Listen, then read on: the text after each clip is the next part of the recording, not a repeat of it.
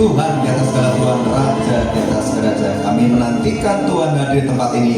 Berfirmanlah, kami siap mendengar. Dalam nama Tuhan Yesus, amin. Silakan duduk Bapak Saudara yang dikasih Tuhan. Ya, pertama kali kami ucapkan banyak terima kasih yang terhormat kepada Bapak Gembala di GBPS Immanuel, Bapak Pendeta Daniel dan Ibu Pendeta Yemima Eko Sri Rahayu. Ya, senang bisa berjumpa setelah sekian tahun. Kami sering dihubungi dan baru kali ini bisa di tempat ini, dan senang bisa ada tempat ini dan menyampaikan pesan firman Tuhan yang penting untuk kita dengar pada sore malam hari ini. Mohon maaf Bapak Saudara, tadi saya kurang koordinasi dengan Bapak Gembala, jadi baru diberitahu kalau waktunya ternyata ada dibatasi ya. Jadi kita kurang koordinasi sehingga untuk melakukan pujian tadi waktunya lama ya. Ya, semoga firman Tuhan ini bisa dikompres dengan waktu yang padat. Sekalipun sebetulnya porsi firman itu sangat penting untuk pertumbuhan rohani kita. Oleh sebab itu Bapak Saudara, segera kencangkan sabuk pengaman. Kita mau segera berlari maraton ya. Semoga dengan cepat disampaikan ini Bapak Saudara tidak kehilangan fokus dan berdoa. Jangan ada satupun benih kebenaran firman Tuhan yang terbuang dengan sia-sia, dicuri oleh iblis atau si jahat ya, yang selalu mengembara di tempat-tempat seperti gereja Tuhan. Benih-benih lalang itu ditaburkan pada saat ibadah, pada saat firman pengajaran disampaikan, supaya apa? Jemaat tidak bertumbuh, supaya benih itu tidak tertanam di tanah hati yang subur. Ya, saya langsung perkenalan saja tadi sekilas bahwa kita dari tim The Wonderful Counselor Ministry ya, ada 7 visi misi. Nanti kita akan bagikan pada Bapak Saudara. Salah satu dari 7 visi tersebut adalah untuk mengobarkan api kebangunan rohani yang besar di akhir zaman. Khususnya gereja Tuhan ini harus dinyalakan kembali kebangunan rohaninya. Kalau gereja kehilangan api kebangunan rohani, maka gerejanya ini sudah enggak ada lagi kerinduan untuk memberitakan Injil. Itu ciri-ciri gereja yang kehilangan kebangunan rohani. Enggak ada kerinduan untuk menjangkau jiwa-jiwa yang terhilang bagi kerajaan Tuhan. Kehidupan doanya juga padam, enggak ada kerinduan bersaksi. Itu ciri-ciri gereja yang kehilangan kebangunan rohani. Demikian juga Bapak Saudara sebagai jemaat Tuhan, sebagai orang-orang percaya juga coba dicek. Kalau kehidupan doamu menurun, saat teduhmu menurun, sudah lama nggak pernah berdoa, nggak pernah cari Tuhan, nggak ada kegiatan saat teduh pribadi, nah itu ciri-ciri yang juga Anda tinggal dalam kekeringan rohani. Kebangunan rohani dalam hatimu perlu dibakar kembali oleh firman dan Roh Kudus. Nah Bapak Saudara, nanti juga saya dorong untuk juga masuk di dalam pengajaran firman, karena kita itu bertumbuh imannya oleh karena pendengaran tentang firman Tuhan. Ya, firman Tuhan itu bermanfaat untuk mengajar, menyatakan kesalahan, memperbaiki kelakuan dan mendidik orang dalam kebenaran. Ya, jadi kalau kita nggak pernah suka mendengar firman Tuhan, supaya dengar khotbah yang lucu-lucu, yang singkat, yang dibatasi waktunya, celakalah kita. Dan memang ini iblis pengennya seperti itu. Nanti kita akan belajar lebih dalam dan kita akan kaget nanti.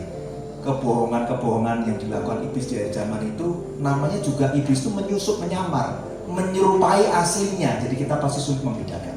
Nanti kita akan belajar. Oleh sebab itu, kalau Bapak Saudara punya sosial media, Anda bisa ketik nanti di YouTube. Kita khotbah-khotbah pengajaran yang sangat penting yang Bapak Saudara jarang dengar, itu perlu Anda dengarkan. Misalnya topik tentang dosakah aku bila tidak memberitakan Injil, itu juga menjadi topik pengajaran yang penting. Kalau orang-orang percaya ditanya pasti nggak bisa jawab. Apakah Anda berdosa atau enggak? Kalau enggak, pernah punya hati yang peduli beritakan Injil. Pasti ada yang sayap kiri bilang enggak berdosa dong, ada yang bilang berdosa. Ya, Anda perlu belajar. Dosa enggak bila enggak beritakan Injil. Kemudian masih banyak seri pengajarannya. Saya lompat saja. Yang terakhir kemarin kami melayani di gereja Tuhan. Saya lupa namanya ya karena jadwalnya sibuk sekali.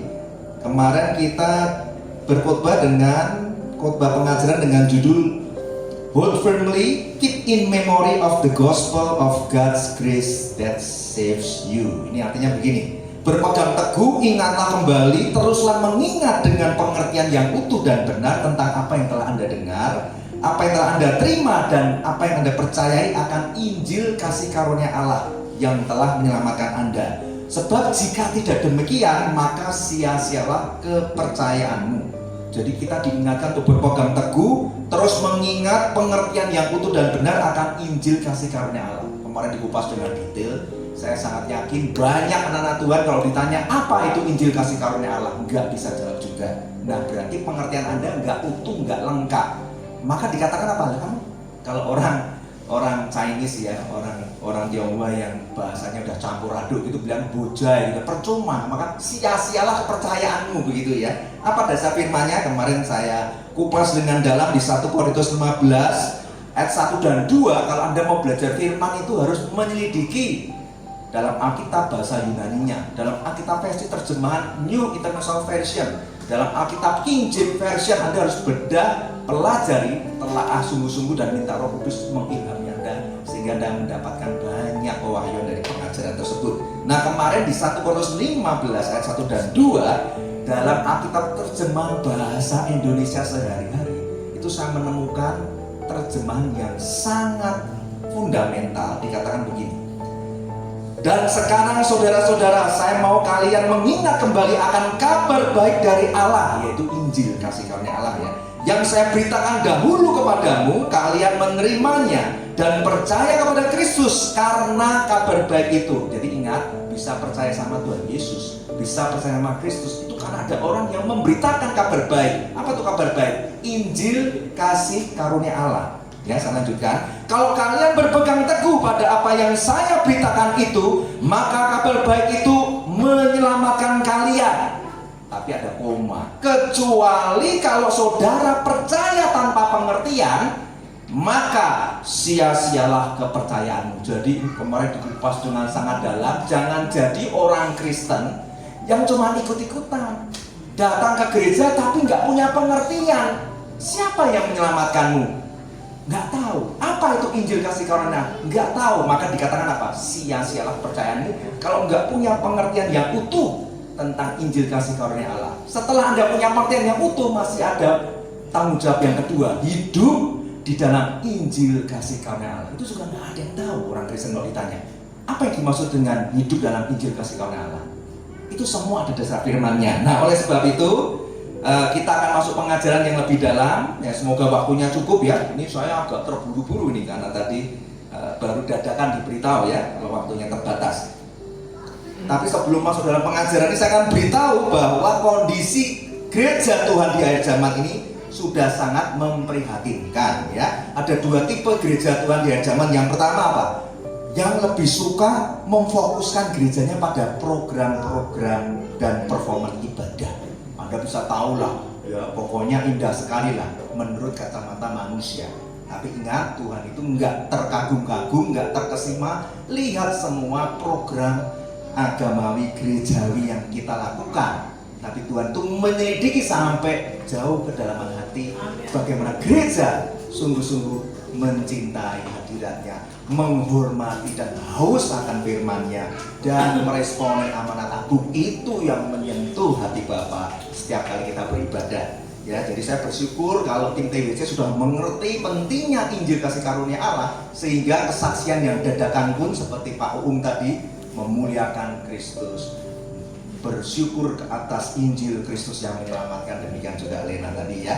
Jadi itu ciri yang pertama, gereja suka fokus pada performance ibadah saja dan membatasi waktu untuk khotbah pengajaran firman Allah disampaikan. Nah, ini ciri-ciri yang pertama ya. Dan itu celakanya begini, kalau jemaat jarang makan firman pengajaran, maka imannya tidak akan bertumbuh kuat.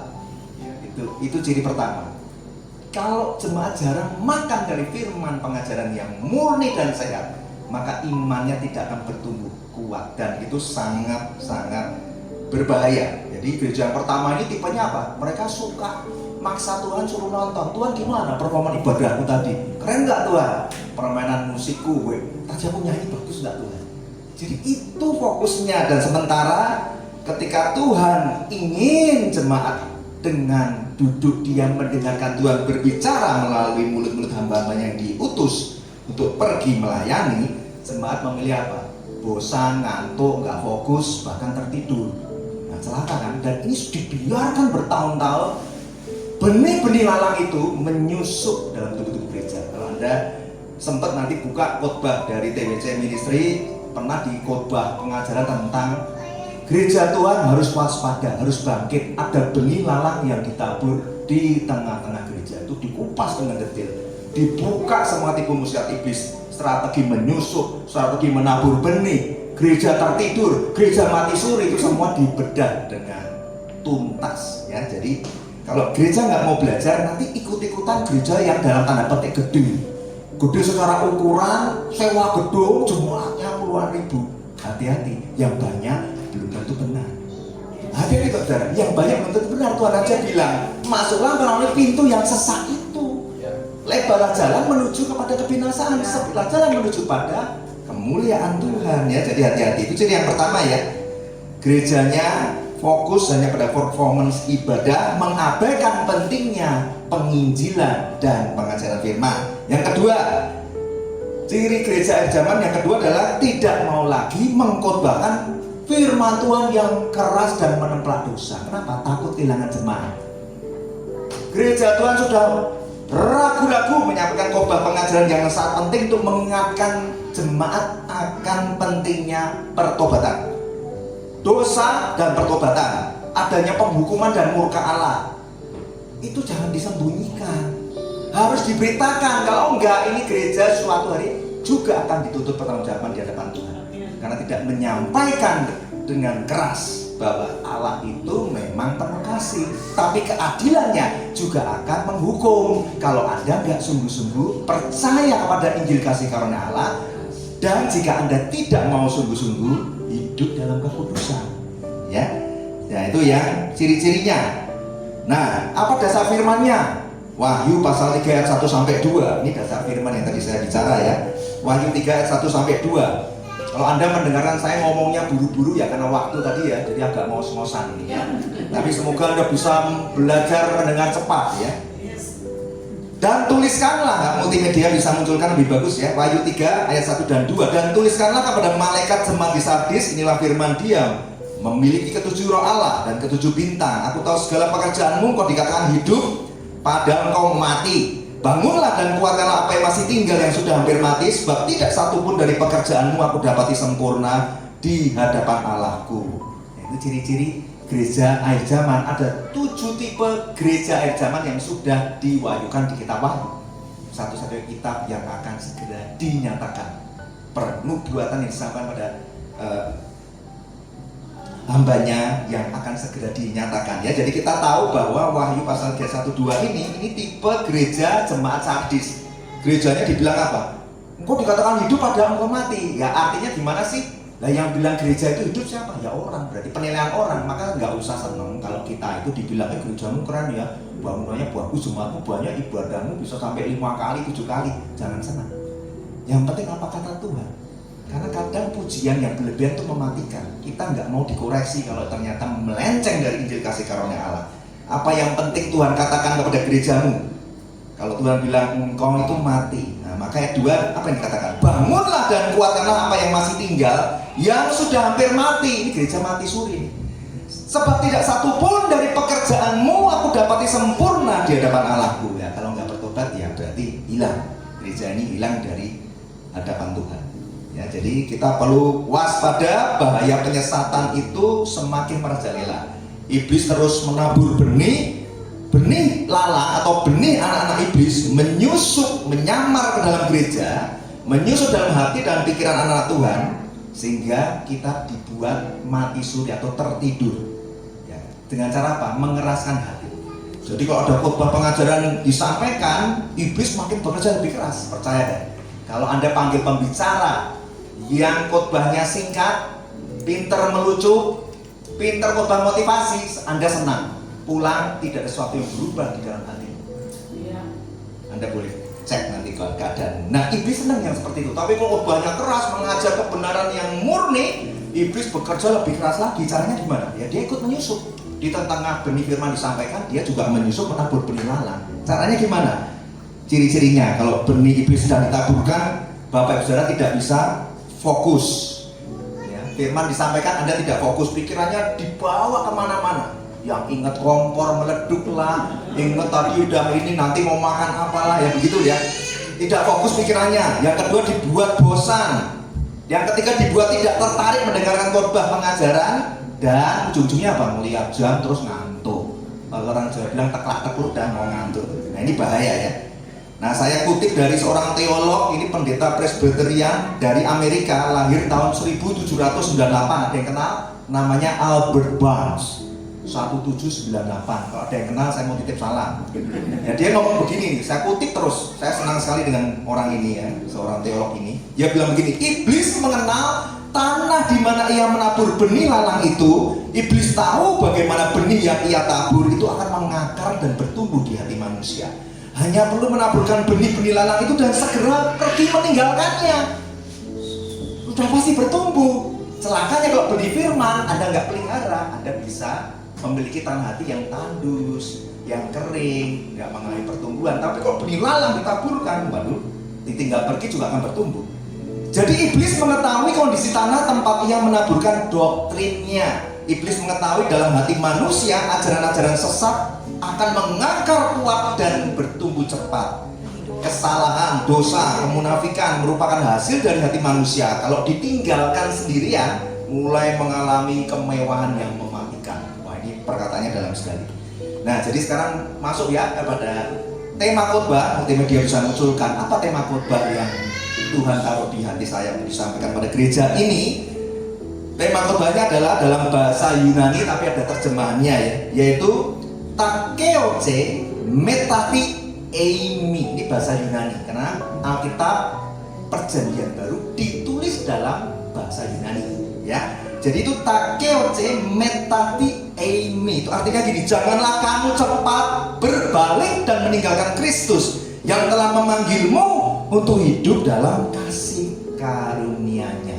Itu bahasa Yunaninya pendek, Indonesianya panjang. Memang seperti itu. Makanya kalau ada hamba Tuhan ngaku jadi pendeta nggak mau belajar terus khotbah, suruh bertobat dah. Apa yang mau disampaikan kalau dia sendiri juga nggak mau belajar ya? Ini khotbahnya keras-keras ya. Kenapa? Nanti Anda akan tahu kenapa khotbahnya keras. Apa saya ini pendendam, pembenci? Tidak. Nanti Anda akan mengerti setelah saya kupas dalam ya. Saya undang bagi berdiri, kita baca bersama-sama dari Galatia 1 ayat 6 sampai 10, 4 ayat saja ya. Kita baca bergantian. Galatia 1 ayat 6 dan sampai 10. Yang sudah ketemu katakan amin. Oke, Galatia 1 ayat 6 sampai 10. Saya baca lebih dulu dan bergantian. Ayat ke-6. Aku berbalik daripada dia yang oleh kasih karunia Kristus telah memanggil kamu dan mengikuti suatu Injil lain. Silakan. Ayat 7. Injil hanya ada orang yang mengacaukan kamu dan yang Tetapi sekalipun kami atau seorang malaikat dari surga yang memberitakan kepada kamu suatu Injil yang berbeda dengan Injil yang telah kami beritakan kepadamu, terkutuklah dia. Seperti yang dikatakan jika ada orang yang beritakan kepadamu suatu Injil yang berbeda dengan apa yang telah kamu terima, terkutuklah dia. Jadi bagaimana sekarang? Adakah aku cari kesukaan manusia atau kesukaan Allah? Adakah aku coba berkenan kepada manusia? Sekiranya aku masih mencoba berkenan kepada manusia, maka aku bukanlah hamba Kristus. Silakan duduk saudara. Yang berbahagia ialah yang mendengar firman Tuhan, yang menyimpan dalam hatinya, dan yang melakukan firman Tuhan. Jadi Anda sudah tahu ya, kenapa kok belum khotbah sampai kedalaman aja saya sudah kesannya kayak orang kesel, marah gitu ya. Enggak ada kesel, enggak ada marah. Tapi Anda sudah baca ayat ke-10 tadi kan? Saya tuh kalau saya mencari kesukaan manusia, perkenanan manusia, nggak enak hatian, sungkan, takut Anda tersinggung, takut nanti Bapak Pembala nggak undang saya lagi, berarti saya bukan hamba Kristus. Sudah mengerti ya? Kurang lebih. Kenapa firman kebenaran itu harus dibiarkan bicara dengan sendirinya? Jangan dicampur dengan opini manusia. Saya itu juga orang yang penuh dengan dosa. Sekarang bertobat sungguh-sungguh, nangis-nangis, besok bisa jatuh dalam dosa yang sama. Anda pun punya pergumulan tertentu bukan? Gak usah bohong lah, gak usah bilang Pak saya sudah tobat 100%, nggak mungkin. Anda kalau punya 10 dosa pasti ada 1-2 yang Anda masih jatuh bangun di dalamnya. Hanya gak ada yang tahu. Suami istrimu mungkin gak tahu, tapi kan mata Tuhan melihat ya kan? Pasti ada ya. Jadi khotbah pengajaran itu penting, jangan dicampur dengan opini hamba Tuhan. Itu jadi penyesatan ya. Nah sekarang kita kalau mau belajar harus menggali dalam Alkitab bahasa Inggrisnya. Galatia 1, 6, 10 kalau dalam King James Version, karena waktunya terbatas, jadi saya mendorong Anda baca sendiri ya. Kalau nggak dibacain saya bacakan, saya kupas. Ya, ibarat buah saya kupasin. Nah, kalau sekarang udah kamu petik sendiri, kupas sendiri, makan sendiri gitu ya. Kita lompat aja ya, King James Version Anda baca sendiri. Yang kedua Galatia 1, 6-10 tapi dalam bahasa Inggris versi New International Version. Ini lebih menggelitik hati saya. Kenapa? Karena bahasa Inggrisnya itu diterjemahkan begini. Ayat yang ke-6 dalam New International Version, judulnya No Other Gospel. Kalau yang terjemahan Lembaga Alkitab Indonesia hanya satu Injil ya. Nah, saya bacakan. I'm astonished that you are so quickly deserting the one who called you to live in the grace of Christ and are turning to a different gospel, which is really no gospel at all. Evidently, some people are throwing you into confusion and are trying to pervert the gospel of Christ. Nah, artinya apa? Terjemahan LAI-nya tadi kan Anda tinggal lihat di multimedia, tapi kalau terjemahan New International Version Anda coba terjemahkan dalam bahasa Indonesia sehari-hari, Anda bisa minta tolong Google Translate. Nih, saya artikan. Aku heran bahwa kamu begitu lekas meninggalkan Dia yang telah memanggil kamu untuk hidup dalam kasih karunia dan mengikuti suatu Injil yang lain yang sebenarnya sama sekali bukan Injil. Jelas ada orang yang membingungkan kamu dan berusaha memutarbalikkan Injil Kristus itu. Karena artinya ini sangat fondasi, maka saya jadikan tema. Ya, jadi saya tidak mengkritik terjemahan LAI artinya kurang sempurna, enggak. Memang hamba Tuhan harus belajar, ada studi bandingnya, menjadi kekayaan rema, kekayaan pewahyuan, kekayaan pengajaran ya. Jadi Anda sudah mengerti ya kenapa kok bahasa Yunani-nya tadi diartikannya adalah Anda itu jangan lekas berbalik meninggalkan Yesus yang telah memanggilmu untuk hidup dalam Injil kasih karunia Allah.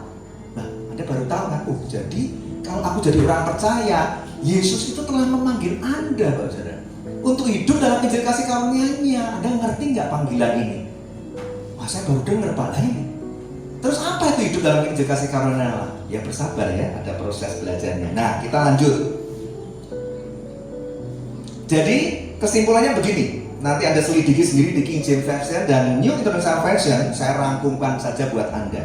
Jadi ada 4 kalimat yang sangat penting. Yang pertama, dalam terjemahan King James-nya yang ayat ke-6 itu saya sudah cuplikan buat Anda. Percaya saja, saya tidak akan berbohong. Bahasa Inggrisnya begini. You are so quickly deserting the one who called you to live in the grace of Christ. Sorry, ini yang NIV-nya ya, New International Version. Kalau di Indonesia kan begini. Kamu begitu lekas meninggalkan Dia yang telah memanggil kamu untuk hidup dalam kasih karunia Kristus.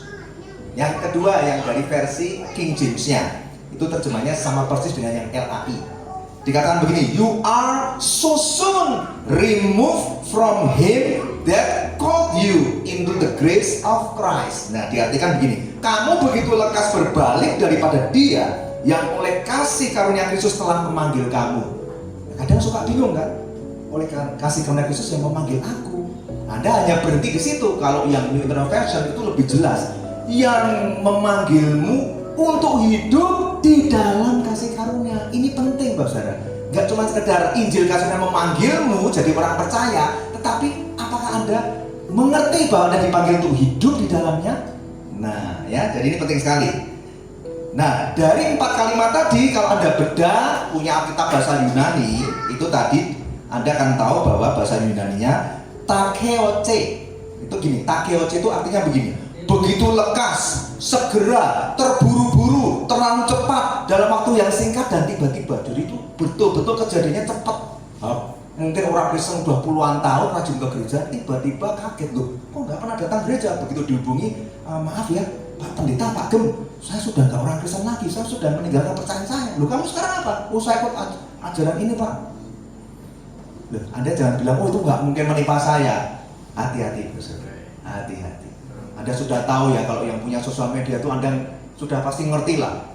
Ada orang-orang tertentu yang tiba-tiba, loh kok gampang banget ya, udah ikut Tuhan lama, ditinggalkan Tuhan ya, demi alasan ini, alasan itu, dan bikin kekeosan di sosial media, membingungkan doktrin iman kekristenan dan lain sebagainya. Hati-hati ya. Makanya Rasul Paulus ini mengkritik jemaat di Galatia dengan keras. Takeoce, yang kedua metati eimi, itu artinya apa? Memindahkan kepercayaan diri sendiri, membiarkan kepercayaan diri sendiri dipindahkan, berpindah kepercayaan, meninggalkan kepercayaan dari seorang kepada yang lain, berbalik kepercayaan dari seorang kepada yang lain, berubah kepercayaan, itu metati eimi.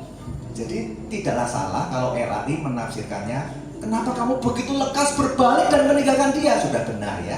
Hanya yang kurang begitu dalam tadi saya pertegas lagi pada Anda. Jadi kalau mau digabung secara lengkap Bapak Saudara, ya saya mengerti ya.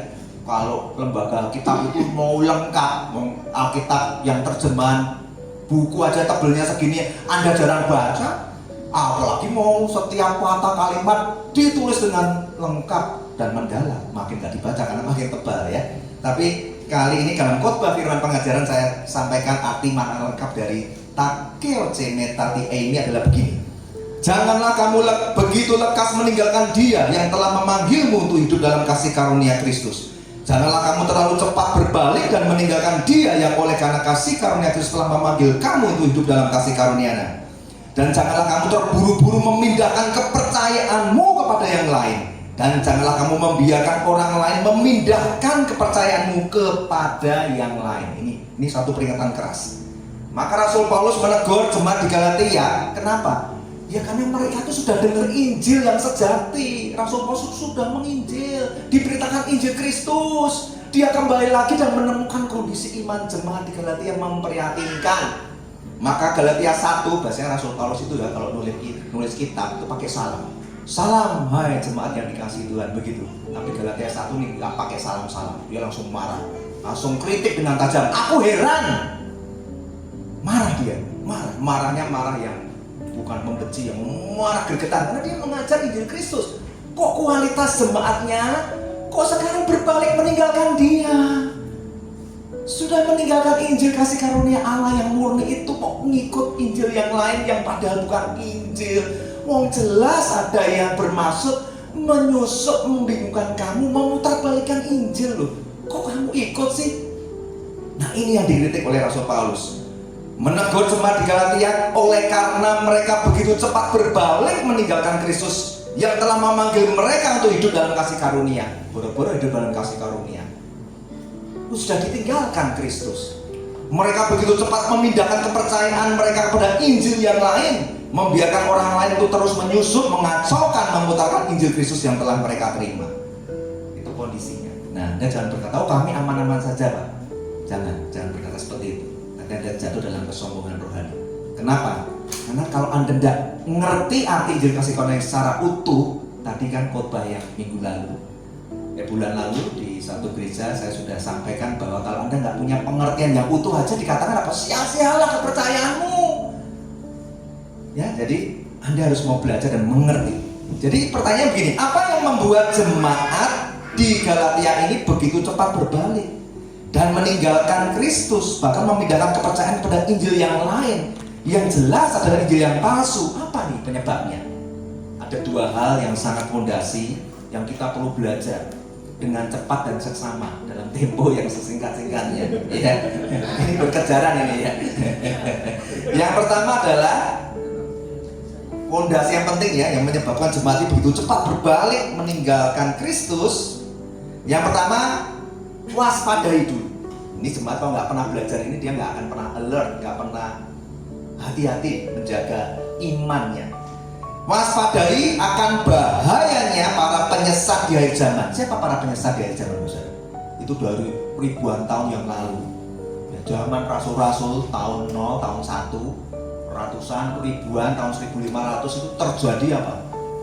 Gereja reformator gereja ya, Martin Luther itu terjadi 5 sola. Kalau pendeta karena sekolah kita pasti mengerti ya, muncul gerakan reformasi kekristenan, ya.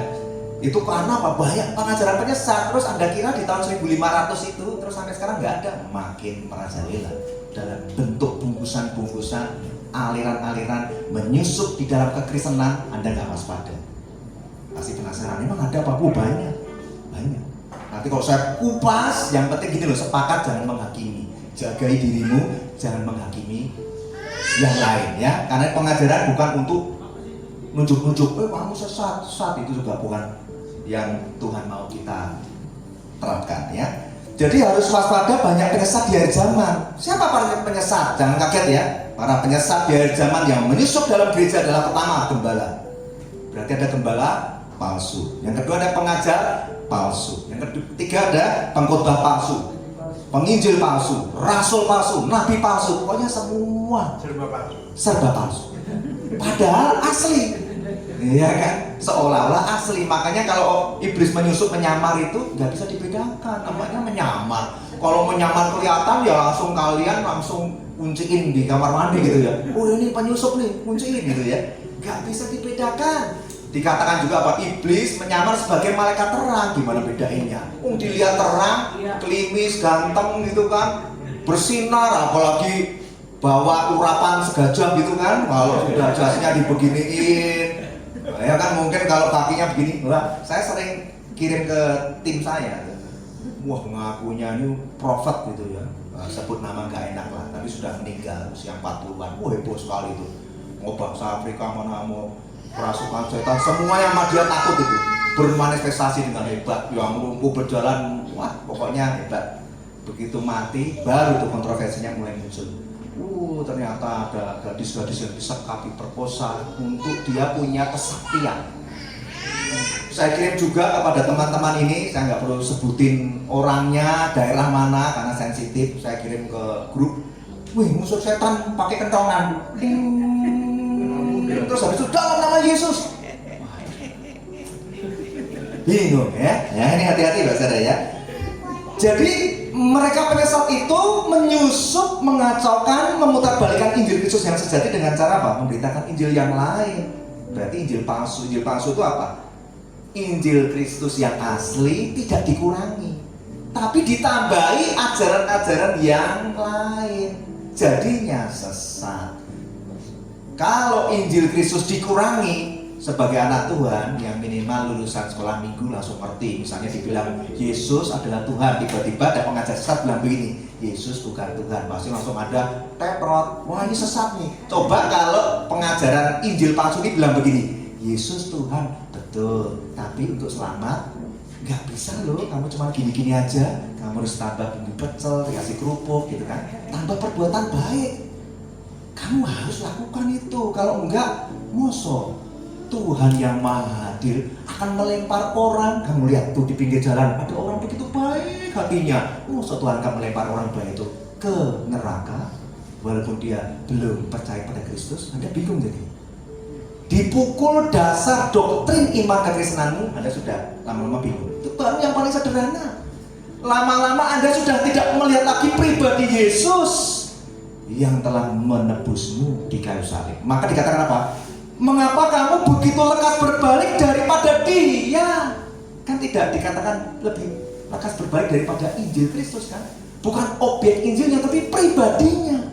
Rasul Paulus dengan tegas menegur, kenapa kamu lekas berbalik daripada Dia? Pribadinya. Padahal yang kalian, yang jemaat Galatia ikuti adalah ajarannya kan? Dengan mengikuti Injil yang lain yang bukan Injil loh. Ini yang diikuti ajarannya. Kenapa Rasul Paulus menegur, kok kamu tinggalkan Kristusnya? Ya karena Injil kasih karunia Allah adalah Yesus Kristus itu sendiri. Sudah mengerti saudara? Ini sangat-sangat berbahaya. Maka kita harus waspada yang tentang itu. Yang diajarkan oleh Injil yang lain dalam konteks sejarah jemaat Galatia itu, yang Rasul Paulus begitu marah menegur mereka. Jadi kaum Yahudi di saat itu dia menambahkan, nggak cukup hanya diselamatkan oleh karena Injil kasih karunia Kristus, harus ditambahkan apa?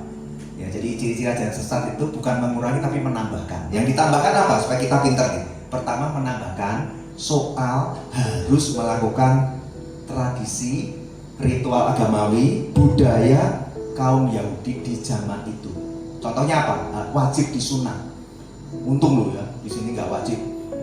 Ya, kalau di zaman itu wajib disunat. Nah, nanti Anda bisa buka sendiri ya, Galatia 5 ayat 2 sampai 4 itu ayatnya. Atau saya bacakan lah biar nggak penasaran. Galatia 5. Sesungguhnya aku Paulus berkata kepadamu, jikalau kamu menyunatkan dirimu, Kristus sama sekali tidak akan berguna bagimu. Wow, keras ya. Jadi sudah bukan karena tradisi atau agamawi atau budaya. Sekali lagi aku katakan kepada setiap orang yang menyunatkan dirinya bahwa ia wajib melakukan seluruh hukum Taurat. Kamu lepas dari Kristus jikalau kamu mengharapkan kebenaran oleh hukum Taurat. Kamu hidup di luar kasih karunia. Udah jelas banget. Jadi ini jemaat di Galatia ini dicampur adukan, dibuat bingung. Padahal Rasul Paulus sudah mengajar dengan jelas. Hidup dalam Injil kasih karunia Allah. Imannya itu pun pemberian. Tidak ada andil manusia, nggak usah dicampur budaya, tradisi. Nah ini juga sensitif, tapi Anda sudah pasti mengerti. Ada kan beberapa gereja yang mencampur adukan hal itu, ya? Mungkin ditaruh sesuatu ya, terus untuk dihormati, entah itu benda atau patung menyerupai apapun begitu ya. Itu budaya, tradisi, ritual agamawi. Ini yang dikritik dengan keras oleh Rasul Paulus. Apalagi selain masalah tradisi, ritual agamawi, budaya, ajaran sesat di zaman itu juga menambahkan wajib mentaati hukum Taurat. Padahal sudah jelas siapa yang hidup dalam hukum Taurat berarti hidup di luar kasih karunia. Ya, itu juga menjadi syarat Injil palsu. Kemudian juga harus merayakan hari raya orang Yahudi. Jadi zaman dahulu itu jemaat kalau nggak dijagai dengan baik oleh pengajaran, ya dia mudah untuk dibingungkan, diputar balikan, dia sudah ngikut aja. Nah, apakah terus berhenti sampai sekarang nggak ada? Oh, banyak sekali ya, nanti kita akan kupas penyesatnya seperti apa, ajaran sesatnya. Jadi sekarang kita sudah mengerti konteks di zaman jemaat di Galatia ya, Injil yang lain itu apa. Nah, ini menjadi hal yang sangat berbahaya bagi fondasi iman kekristenan, karena Injil kasih Kristus itu mengajarkannya sudah sangat baku, hakiki, tidak boleh diganggu gugat. Apa itu? Bahwa anugerah keselamatan merupakan karya Allah yang sempurna dan hanya anugerah Allah semata. Melalui Injil kasih karunia Kristus, udah titik. Nggak ada andil manusia, nggak ada jasa baik manusia, nggak ada syarat-syarat perbuatan baik manusia yang seolah-olah bisa membeli surga.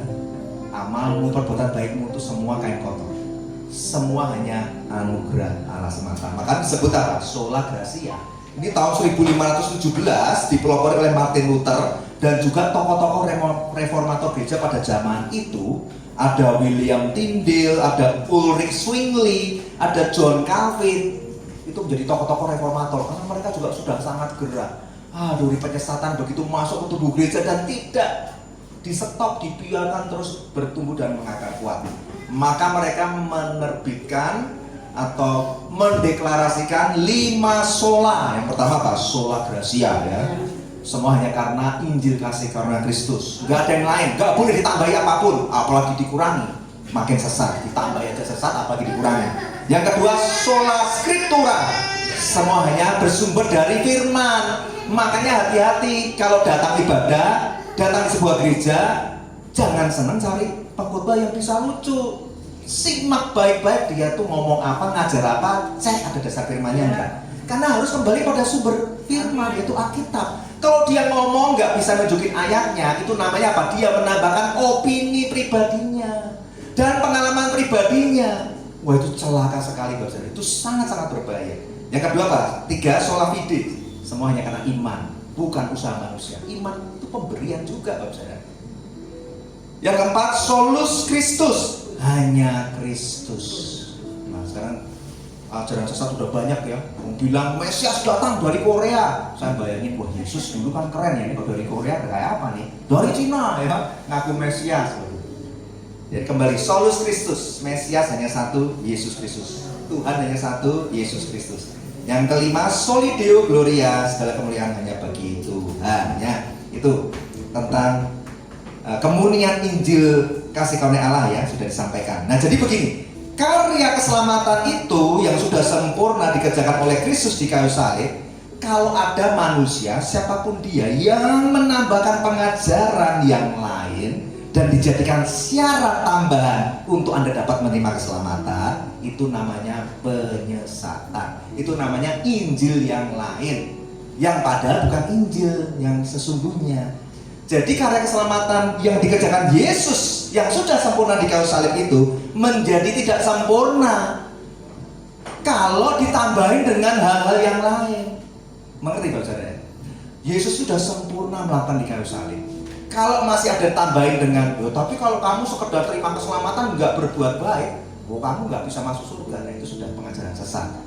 Berarti pengorbanan Yesus di kayu salib itu sia-sia kalau masih butuh andil manusia di dalam kita memperoleh anugerah keselamatan. Contoh, kalau Anda tahu lukisan Mona Lisa itu ya, itu saya cek di Google itu harga sekarang ini itu sudah 12 triliun kalau nggak salah. Pokoknya ada puluhan triliun harganya. Itu di museum di Louvre di Prancis itu sampai dilindungi dengan lapisan kaca yang tebal-tebal ya. Jadi orang tuh hanya bisa foto jarak jauh. Sudah sangat-sangat mahal, tahun 1500 juga ya, di zaman Renaissance. Nah coba lukisan maestro yang begitu sempurna harganya puluhan triliun, tiba-tiba nih kalau saya iseng nih ya, saya dobrak, saya ambil, terus saya kasih kumis di wajahnya Mona Lisa, kira-kira jadi sempurna nggak? Ya kurang lebih seperti itu karya Yesus yang sempurna, jangan ditambahin dengan andil manusia. Yesus sudah sempurna, bahkan di kayu salib itulah kesempurnaan Allah dinyatakan. Apa? Kesempurnaannya apa? Keadilannya dinyatakan, kasihnya ditegakkan. Maka murka Allah itu ditimpakan kepada Yesus Kristus anaknya. Keadilannya dinyatakan ke dalam Yesus Kristus, tapi kasihnya juga diberikan melalui penebusan di kayu salib. Jadi sudah sempurna, tidak boleh ditambahkan. Nah kepada siapapun juga, tadi di Galatia 1 ayat 8 dan 9, kepada siapapun juga, ini hukumannya ini ya, kepada para penyesat, baik sengaja tidak sengaja, kalau ada yang menambahkan pengajaran yang lain dari Injil kasih karunia Kristus, dikatakan apa? Terkutuk. Nah Galatia 1 ayat 8 9, kata terkutuk itu bahasa Yunani aslinya adalah anathema. Artinya apa? Seseorang yang berada di bawah kutukan Allah untuk dihukum, dibinasakan, dan menerima murka Allah selama-lamanya. Hukumannya ngeri ya. Maka Rasul Paulus bilang apa? Kalau ada seorang ataupun malaikat dari surga, bahkan malaikat pun tidak kebal, maka Anda hati-hati. Kalau Anda sudah dengar pengajaran ini, masih saja nggak segera mau keluar dari komunitas apapun dari gereja yang Anda tahu itu bukan Injil kasih Kristus, Anda bagian dari orang yang terkutuk itu. Amin, saudara. Nggak berani amin ini yang mengajar firman, saudara. Nah seringkali kan kita bingung, loh pendetanya berkarisma loh Pak, oh ditiup aja rebah Pak. Nah tapi dasar firmannya ada nggak saudara? Kalau cuma tiup meniup saudara, boleh cek di YouTube-nya TWC Ministry ini, saya dulu ahlinya tiup saudara. Ini teman-teman saya tahu nih. Ya, dari bicara urapan saya ini juga sudah mengerti apa itu urapan ya. Tapi Roh Kudus mengajar saya dan memberitahu kalau kamu seperti ini terus kamu bisa masuk dalam bilangan orang-orang penyesat. Karena kamu hanya belajar berjalan dengan urapan tanpa dasar firman yang jelas. Kamu berjalan dengan pengalaman-pengalaman pribadimu. Bagaimana saya seorang hamba Tuhan bisa membedakan ini suara Roh Kudus dan suara iblis? Wong iblisnya menyamar jadi malaikat terang. Kalau iblis penyamar, ya nggak mungkin lah. Dia tiba-tiba nakutin begitu, dia pelan-pelan masuk di dalam kedagingan manusia, keegoan manusia disusupi pelan-pelan. Ketika kita handle urapan Tuhan pertama kali murni, lama-lama kita senang karena semua orang mencari kita kan. Wah, aku suka ketemu dia, didoakan aku langsung nangis, rasanya terjamah dan aku rebah, gitu kan? Nah, nanti iblis lama-lama membisikkan, kan menyamar, nggak mungkin langsung kasar, pelan-pelan dia bilang, tuh kamu luar biasa ya, kamu dipakai Tuhan dahsyat ya, lama-lama apa? Kristusnya suruh minggir. Ini gua. Itulah kenapa Saul dan Daud sama-sama diurapi, hasilnya beda kan? Saul matinya mengenaskan Daud, walaupun jatuh dalam dosa tetapi menjadi orang yang berkenan di hati Allah. Dua-duanya diurapi. Jadi hamba Tuhan yang pernah handle urapan kalau nggak hati-hati ya nasibnya bisa kayak Saul kalau dia nggak jaga dirinya dengan pengajaran dan nggak pernah menguji dirinya dengan pengajaran. Apalagi nggak mau belajar ya jangan ngajar. Itu berisiko ya. Nah jadi sekarang kita sudah tahu waspada tentang para penyesat itu. Nah, jadi bagaimana supaya kita dapat waspada? Allah memerintahkan kita untuk melakukan 3 hal. Caranya waspada adalah dengan cara melakukan 3 hal ini. Pertama, tetap berjuang mempertahankan iman. Ya. Saya kalau ada waktu saya bisa bedah itu hamba-hamba Tuhan internasional dan lokal yang luar biasa pelayanannya, dampak pelayanannya, jemaatnya, mau gembala, mau penulis lagu. Akhirnya apa? Dia nyata-nyata tulis di Instagramnya, I'm no longer Christian, I'm no longer follower of Jesus Christ. Udah tinggalkan Tuhan. Padahal bisa nulis lagu, what a wonderful name it is, what a wonderful name it is. Ya kan lagunya memberkati kita kan, the name of Jesus. Ada juga hamba Tuhan John Harris itu juga udah tinggalkan Tuhan, padahal gembala dari puluhan ribu jemaat. Ya, jadi hati-hati, tidak kebal dengan yang namanya godaan iblis. Ya, yang pertama apa tadi? Allah memerintahkan kita untuk waspada itu dengan cara tetap berjuang mempertahankan iman. Yudas 1 ayat 3. Ya, ini ayatnya. Jadi kalau Anda sudah punya iman percaya, itu Allah memerintahkan kita berjuang, pertahankan. Jangan mudah berbalik dari Dia. Jangan tinggalkan Kristus hanya karena kamu dengar ada Injil yang lain yang mengenakan telingamu itu, sehingga kamu pindah ke sana dan mengikuti satu Injil yang lain yang padahal bukan Injil yang benar. Nah, Yudas 1 ngomong begini ayat 3. Saudara-saudaraku yang kekasih, sementara aku bersungguh-sungguh berusaha menulis kepada kamu tentang keselamatan kita bersama, aku merasa terdorong untuk menulis ini kepada kamu dan menasihati kamu supaya kamu tetap berjuang untuk mempertahankan iman. Itu. Anda jangan sombong merasa saya nggak mungkin murtad Pak, saya nggak mungkin tinggalkan Tuhan. Sudahlah, belajar dulu. Kalau enggak Anda dengan mudah diombang-ambingkan, bingung dan Anda pindah. Loh tapi itu gereja loh Pak, masih menyembah Yesus, kok bisa dibilang sesat? Nah, sabar. Nanti saya beritahu ciri-cirinya supaya Anda makin pintar ya. Ayat yang keempat, sebab ternyata ada orang tertentu yang telah masuk menyelusup di tengah-tengah kamu, yaitu orang-orang yang telah lama ditentukan untuk dihukum. Mereka adalah orang-orang fasik yang menyalahgunakan kasih karunia Allah untuk melampiaskan hawa nafsu mereka dan menyangkal satu-satunya penguasa dan Tuhan kita Yesus Kristus. Itu yang pertama. Yang kedua, apa yang Allah perintahkan kita di tengah kita harus waspada dengan banyaknya pengajaran sesat, Injil palsu. Yang kedua adalah pisahkan dirimu dari para penyesat itu. Mau guru palsu, gembala palsu, penginjil palsu, pengkhotbah palsu, rasul palsu, ya jangan diundang lagi lah. Kalau misalnya bapak gembala nilai untuk khotbahnya ngawur, ya sudah saya nggak usah diundang lagi. Tapi semua harus dipertanggungjawabkan di hadapan Tuhan. Ya, bahkan juga harus berani memisahkan diri dari gereja yang menyangkal kebenaran pokok Alkitab yang diajarkan oleh Tuhan Yesus Kristus dan para rasul tentang Injil kasih karunia Allah. Harus berani tinggalkan gereja yang menyangkal kebenaran pokok Alkitab akan Injil kasih karunia. Kalau sudah terbukti, ya Anda harus tinggalkan. Nggak boleh sungkan-sungkan, karena tadi dikatakan apa? Galatia 1 ayat yang ke-10. Kamu itu mau berkenan, mau menjadi hamba Kristus, berkenan kepada Allah, mau berkenan kepada manusia. Kamu menyenangkan manusia, ya silakan. Ya, Tuhan sudah memberi peringatan. Di Roma 16 ayat 17 juga sudah ada peringatan. Tetapi aku menasihatkan kamu, saudara-saudara, supaya kamu waspada terhadap mereka yang bertentangan dengan pengajaran yang telah kamu terima, menimbulkan perpecahan dan godaan. Sebab itu hindarilah mereka. 2 Korintus 6 ayat 17. Ya, 2 Korintus 6 ayat 17. Sebab itu keluarlah kamu dari antara mereka dan pisahkan dirimu dari mereka, firman Tuhan, dan janganlah menjamah apa yang najis, maka aku akan menerima kamu. 2 Korintus 11 ayat 13. Sebab orang-orang itu adalah rasul-rasul palsu, pekerja-pekerja curang yang menyamar sebagai rasul-rasul Kristus.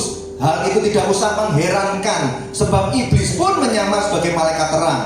Jadi bukanlah suatu hal yang ganjil jika pelayan-pelayannya menyamar sebagai pelayan-pelayan kebenaran. Kesudahan mereka setimpal dengan perbuatan mereka. Ya, sudah jelas kan, kesudahannya adalah menerima hukuman kutukan dari murka Allah. Yang ketiga apa? Apa yang Tuhan perintahkan? Jangan mencoba untuk menyenangkan banyak orang. Jangan menyenangkan pemimpin rohanimu. Jangan menyenangkan gembalamu, hamba Tuhanmu. Jangan mencari perkenanan manusia. Tapi enggak cuma titik loh, koma. Yang terbukti telah menambahkan atau mengajarkan Injil yang lain. Ya jangan mencari perkenanan lagi lah, tinggalkan. Karena tidak punya wewenang untuk menasihati pemimpinmu kan. Ini nasihat dari Rasul Paulus. Ya, ayatnya mana? 1 Tesalonika 2 ayat 4. Sebaliknya, karena Allah telah menganggap kami layak untuk mempercayakan Injil kepada kami. Karena itulah kami berbicara bukan untuk menyukakan manusia, melainkan untuk menyukakan Allah yang menguji hati kita. Jadi kita harus lebih takut kepada Allah yang menguji sampai ke dalam hati kita, daripada kita takut, sungkan, cari perkenanan manusia, pengennya disukai oleh pemimpin, gembala, siapapun juga, supaya kita dapat diterima. Hati-hati saudara. Nah, masih ada waktu. Sekarang saya kebut, fokus ya. Ini loh 7 ciri Injil palsu, pengajaran sesat. Ya, kenapa disebut Injil palsu? Karena Injil Kristus yang asli ditambahi hal-hal pengajaran yang di firman tidak pernah diajarkan, tapi sudah menjadi doktrinal kelompok-kelompok tertentu gitu ya. Ya saya sebut gereja-gereja tertentu juga nggak apa-apa kan, nggak nyebut mereknya kan, aman gitu ya. Yang pertama apa? Ciri Injil palsu yang ada pengajaran sesatnya. Yang pertama, ajarannya menambahkan hal di dalam Injil kasih karunia itu ditambahkan apa tadi? Tradisi, budaya, kepercayaan masyarakat, ritual agamawi, dan usaha manusia untuk melakukan hukum Taurat itu ditambahkan ke dalam Injil kasih karunia Kristus ya. Contohnya apa sih? Kalau yang tadi kan jemaat Galatia Anda sudah tahu. Kalau zaman now nih, zaman kita apa? Sudah berbeda nih dikemasnya. Pertama adalah aliran Kristen progresif. Ya, saya nggak sebut namanya lah, sempat viral ya. Akhirnya juga sudah mengundurkan diri ya. Hati-hati. Karena Kristen progresif itu kan mengajarnya begini. Keselamatan memiliki andil dari usaha manusia. Perbuatan baik manusia itu dihitung sama Tuhan. Itu sudah sangat-sangat ngawur, sangat-sangat salah, sangat-sangat sesat. Kristus yang membayar kita dengan mahal di kayu salib. Mosok anugerah keselamatan yang begitu luar biasa itu masih perlu ditambahi usaha manusia, berarti nggak jadi sempurna. Ya, ngerti ya? Ini cara-cara penyesatan di akhir zaman seperti itu. Ajaran Kristen progresif ini juga telah membuang sifat Allah yang maha adil. Karena prinsipnya apa? Mosok sih Allah yang maha kasih tidak mungkinlah membuang orang-orang yang baik hati kayak itu tuh. Aku loh hidup di gereja orang Kristen tuh pelit. Dia nggak usah Kristen yang tapi murah hati. Nggak mungkin orang murah hati seperti dia. Dilempar sama Allah yang aku kenal, Yesus maha kasih, maha adil. Dia nggak masuk ke surga walaupun dia nggak percaya dan menerima Injil Kristus. Itulah logika manusia dipaksakan masuk ke Injil Kristus yang murni. Itulah Kristen progresif. Kristen progresif juga melupakan sifat Allah yang maha adil. Jadi seolah-olah dikedepankan apa? Orang baik pasti Allah adil, pasti Allah penuh kasih pasti akan menerima. Nah, sifat kemahadilannya dilupakan. Bahwa kemahadilan Allah itu tidak bisa untuk mengampuni dosa jika tidak melalui pengorbanan Kristus. Itu yang dilupakan. Udah paham ya sampai di sini ya? Contoh lain selain Kristen progresif apa? Ini sudah lama saudara, tapi ini masih ada dan pengikutnya masih banyak sekali. Saya tuh juga ngeri ya, nanti yang masuk surga sebetulnya banyak pas sedikit ya. Kalau Tuhan bilang masuklah belah itu yang sesat, berarti nggak banyak nih. Tapi kok gereja banyak? Ya biarin aja kan, Tuhan bilang tadi, kamu dikatakan hidup padahal mati. Kan Wahyu pasal 3 mau begitu kan? Bangunlah. Nah, jadi kalau kelihatannya gerejanya nggak ngasuh perhitungan, peritanya nggak viral, nggak suka, nggak doyan sosial media, jemaahnya sedikit. Tapi bertekun dalam kebenaran firman, menjaga imannya, berjuang dalam iman, nggak terseret pada arus penyesatan. Ya itu yang nanti masuk dalam kerajaan surga.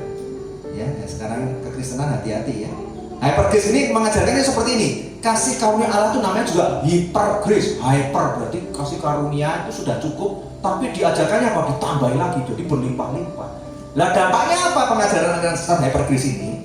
Dia mengajarkan begini. Kasih karunia Allah itu melimpah, lebih banyak banget. Jadi kamu itu nggak usah terlalu menjaga kekudusan. Sulit kan? Saya ngerti kamu jatuh bangun dalam dosa perzinahan kan? Alah nanti paling maju nangis-nangis lagi, didoakan besok jatuh lagi kan? Udah, percayalah, Allah itu kasih karunia melimpah. Jadi dosamu di masa lalu perjinahanmu, percabulanmu, simpenanmu itu yang dahulu sekarang sampai selama-lamanya sudah ditebus di kayu salib. Wah, sehingga pengikut aliran ini berkata apa? Yes, yes, yes, gitu kan. Sambil nyanyi sungai sukacitamu, yes, gitu. Karena dia pikir dosa-dosanya itu sudah ditebus, aman. Jadi aliran hebat di sini membuat apa? Kekudusan itu sudah nggak penting. Udah tenang aja, kamu pasti nggak akan sanggup kok. Kamu pasti jatuh bangun lagi kan? Berapa banyak batuan sudah tumpang tangan tumpang kaki ke kamu? Ya, saya pernah menaik satu gereja, ini jemaatnya rambut putih gondrong, ini teman saya pada tahun. Dengan gagah berani dia bilang, oh Pak, semua wanita mendekati saya Pak, saya bisa berhubungan dengan banyak wanita begini-begini. Saya mau bertobat, didoakan juga mentah-mentah. Saya bilang, Bapak itu sudah doa berapa kali? Wah, sudah banyak Pak, batuan terkenal udah disebutin semua namanya. Terus kok nggak berubah Bapak? Ketemu sama saya minta didoakan, apa efeknya, apa gunanya? Kan yang harus berubah itu adalah pikiran. Yes. Diubah dengan pembara putih. Kamu mau nggak ikut Injil yang asli ini? Kalau kamu keyakinanmu seperti itu, ditumpangi tangan ribuan pendeta tidak akan bertobat, tidak akan berubah, karena kamu telah disusupi dengan Injil yang lain, bukan Injil Kristus. Maka dia pegang teguh itu. Ya, hati-hati ya, maka kalau sudah jadi doktrin maksudnya. Yang kedua apa ciri-cirinya? Ajarannya tanpa dasar ayat-ayat kitab suci. Wah, kayaknya pintar ngajar tapi nggak pernah bisa nunjukin ayatnya. Tanpa dasar ayat kitab suci bahkan bertentangan. Jadi kalau ada hamba Tuhan yang mengajar firman, ingat ya, itu kalau di 2 Timotius 3:16 dikatakan apa? Firman itu diambil dari dasar ilham Allah yang ditulis di dalam Alkitab Anda itu, diwahyukan melalui hamba-hamba rasul-rasul yang Tuhan pilih. Itu harus hamba Tuhan yang mengajar harus berdasarkan segala tulisan, yaitu tergantung kepada firman Tuhan. Nah, jadi kalau ada satu ajaran firman dapat dikatakan benar kalau ada dasar ayat-ayat firman-Nya. Jadi Anda jangan sungkan untuk berkata, pendetanya bilang begini, setelah mengajar ada amin. Kalau Anda ragu, nggak usah bilang amin, diam aja. Wah, amin apa? Firmannya nggak ada, dari tadi cuman kayaknya pengalaman pribadi, itu kesaksian, gue suruh ngamin nih. Contoh, kalau ada kesaksian begini, dulu saya miskin sekali, ambil nangis-nangis ini. Terus ketika saya dikenalkan Yesus, saya tiba-tiba melimpah ruah, sekarang saya kaya, gitu kan, jadi seneng gitu. Jadi dia kasih kesimpulan, jadi pengajaran, ikut Yesus, kamu pasti kaya. Siapa yang mau ikut Yesus? Maju ke depan. Itu dan motivasinya salah, dan Injil kasih karunia Kristus tidak pernah mengajarkan seperti itu. Ada juga yang kaya ikut Kristus jadi miskin, ada. Ya, jadi hati-hati ya, karena tidak ada dasar ayat kitab sucinya. Pengalaman pribadi dipaksakan jadi doktrin dan diajarkan ke jemaat. Itulah namanya penyesatan. Itulah namanya Injil yang lain. Ya, yang ketiga, ciri-cirinya apa? Ajarannya, Injil palsu, ajaran satu. Ciri yang ketiga adalah ajarannya berdasarkan logika manusia dan bertentangan dengan Alkitab. Contohnya, ada yang pakai mengajar itu dengan logika begini. Ini hamba Tuhannya, aduh gak enak lah, gak usah ngomong. Anda sudah tahu ya. Dia ngajarnya begini, Yesus itu hanyalah Allah kecil. Bapa, karena dia di surga, dia Allah besar, gitu ya. Yesus itu manusia pertama yang diciptakan oleh Allah. Ya, jadi Tritunggal itu sudah nggak penting. Mereka punya pengajaran Allah kecil, Allah besar. Ya, ada Huteos, ada Theos itu ya. Ada rajin cek yang viral-viral di YouTube, jadi ngerti siapa pengajarnya. Pengikutnya banyak nggak? Bejibun banyak sekali ya. Ya, semoga bertobat ya.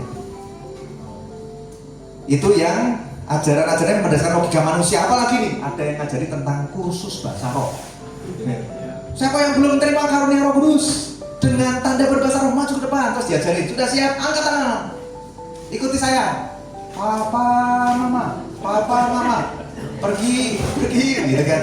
Jadi sekarang bicara lebih cepat, dia kan cepat, jadi kayak bahasa roh. Papa mama pergi, papa pergi. Misalnya itu contoh. Jadi hati-hati kalau ada ajaran yang mengajarkan khusus bahasa roh. Kenapa? Namanya juga karunia berbahasa roh. Namanya juga karunia pemberian.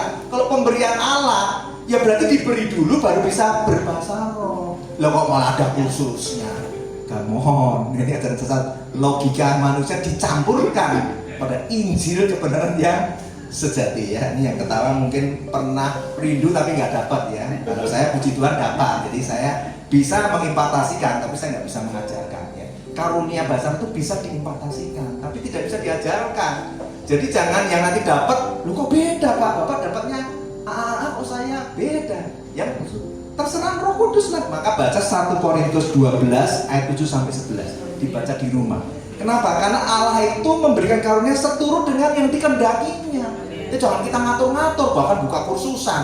Aduh, bingung. Yang ketiga ya. Yang keempat, ciri ajaran sesat di palsu apa? Memakai berbagai ilustrasi, tapi sesungguhnya bertentangan dengan kitab suci. Contoh, ilustrasinya begini. Kalau ada dengar ada hamba Tuhan yang ngajar begini, hati-hati. Kadang bukan hamba Tuhan ini, justru yang dulunya Kristen murtad tinggalkan Tuhan, pakai ilustrasi ini untuk menyerang iman kekristenan. Ngomongnya begini, Tuhan itu tidur enggak? Tuhan itu makan enggak? Lah Yesusmu kan tidur toh? Ada kan Yesus tertidur? Yesus makan ikan goreng toh? Sama murid-muridnya di Danau Galilea. Lah kalau Tuhan tidak tidur, tidak makan, lah Yesus tidur, Yesus makan. Berarti Yesus bukan Tuhan. Nah jemaat yang polos-polos, lucu-lucu, imut-imut akan bilang, oh iya ya. Nah kalau nggak ada Rasul Paulus yang datang dan menegur dan berkata, kenapa kamu begitu lekas berbalik dari dia dan meninggalkan Injilnya? Nah, udah paham ya? Itu ciri yang keempat, pakai ilustrasi. Yang kelima, ciri ajaran sesat apa? Injil palsu ini. Ajarannya hanya mengutamakan kepada pengalaman-pengalaman supernatural, tapi tidak punya dasar teologi yang kuat, tidak punya dasar Alkitab yang kuat, tidak punya latar belakang, tidak memahami latar belakang dan konteks sejarah. Tadi saya sudah beritahu ya, ada orang yang miskin jadi kaya, sakit jadi sembuh, terus jadikan kesaksian. Nah coba Anda bayangkan toh kalau misalnya Anda bersaksi ya, kayak Elena nih ya, puji Tuhan ya, Tuhan anugerahkan kesembuhan.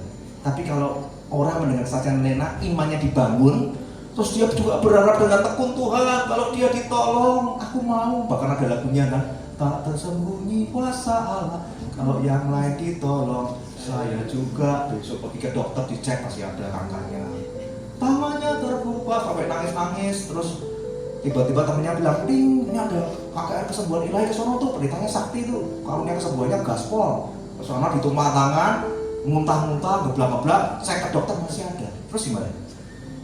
Kecewa kan? Makanya hati-hati, tidak pernah ada doktrin yang seperti itu. Kesembuhan ilahi itu adalah divine healing, itu semua karena kedaulatan dan menurut kasih karunia Allah. Kalau dia memberi kesembuhan ya diterima, baik melalui mujizat supranatural ataupun melalui medis. Nah ini banyak pengajaran-pengajaran yang memutarbalikkan kebenaran, membuat kita bingung. Yang keenam, ciri-ciri ajaran sesat apa? Ajarannya menggunakan ayat-ayat Alkitab, tapi ayatnya dipakai untuk diselewengkan artinya. Terjemahannya dirubah, penafsirannya jadi bergeser. Contoh, Yohanes 14 ayat 28.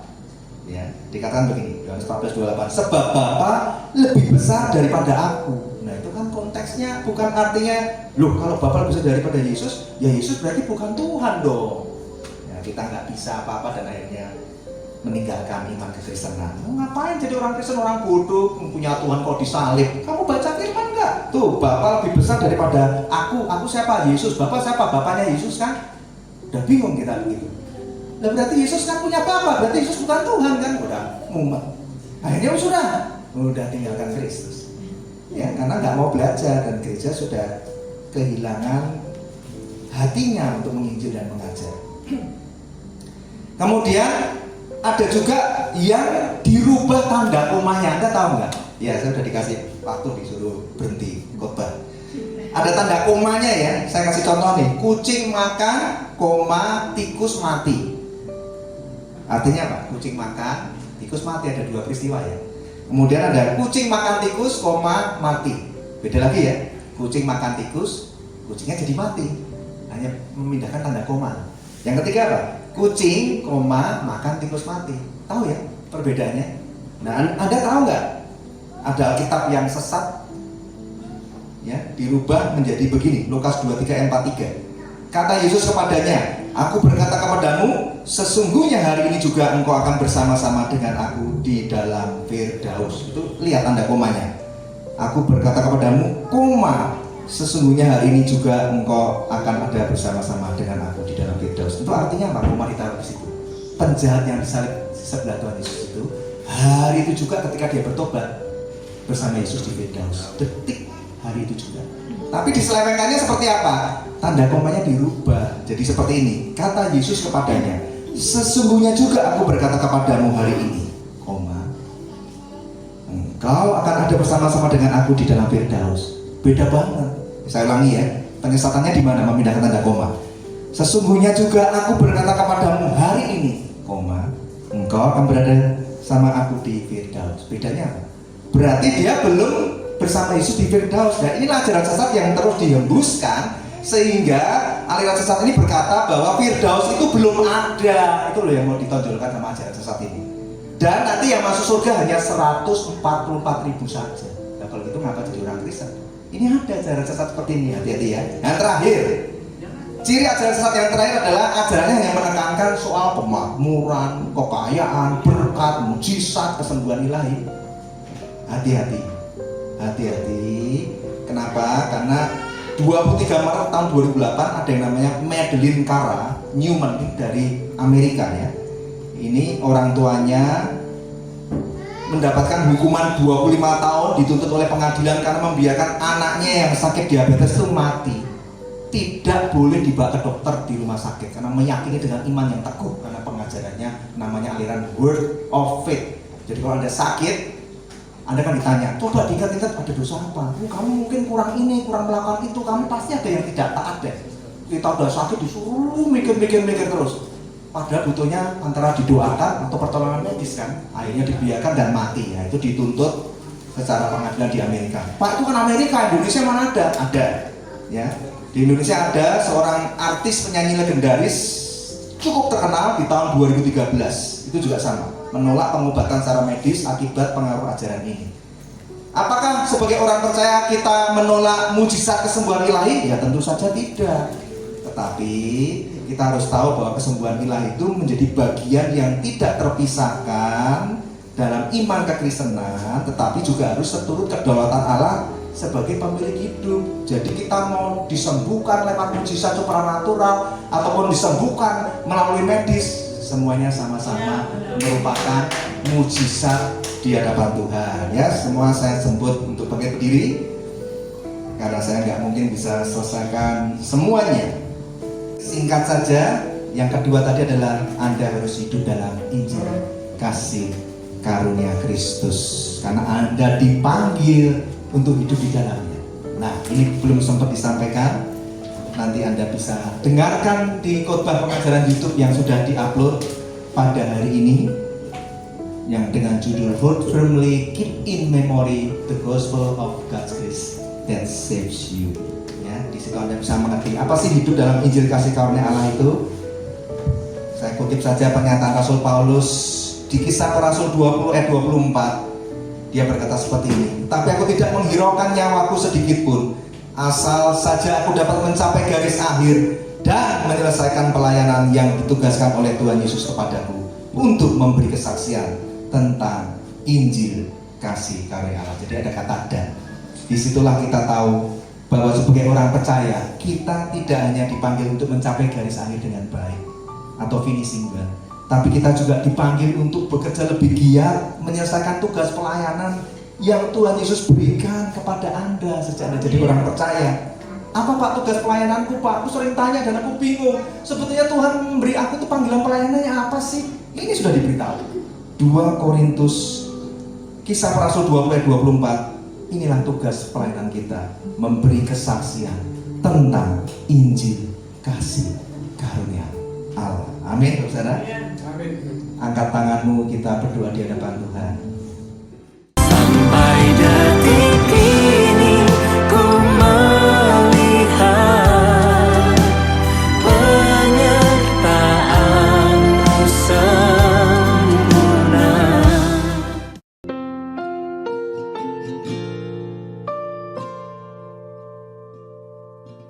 Berikan pada kami hati yang mengasihi, jiwa-jiwa